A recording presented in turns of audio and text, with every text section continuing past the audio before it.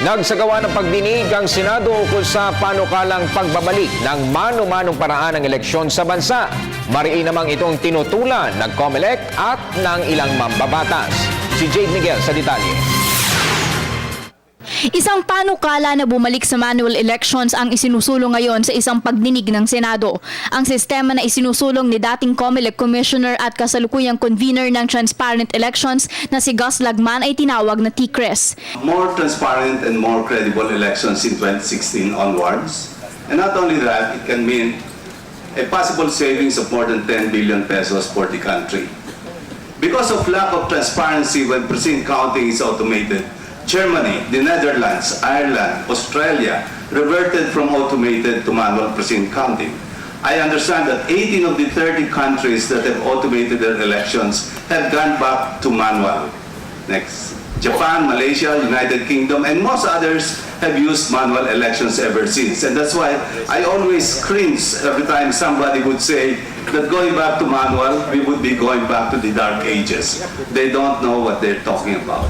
Sa paliwanag ni Lagman, ang pagboto at precinct counting ay babalik sa manual habang ang resulta ng bilang sa presinto ay i-encode, beberipikahin at itatransmit ng electronic sa Municipal Board of Canvassers at sa Central Verification Server. Magiging automated pa rin ang canvassing ng boto sa municipal, provincial at national levels. Ayon kay Lagman, magkakaroon ng sabay precinct counting gamit ang isang electronic device gaya ng tablet at ipoproject ito sa isang malaking screen para sa mas transparent na proseso. Pagkatapos nito ay ipiprint ang bersyon ng election returns ng tablet. Matapos maberipika na nag-match ang bilang sa electronic device at sa manual counting, ay itatransmit na ito sa Municipal Board of Canvassers at sa Central Verification Server. Hindi na kakailanganin pang i-encode ang election returns dahil nakalagay na kaagad ito sa digital format.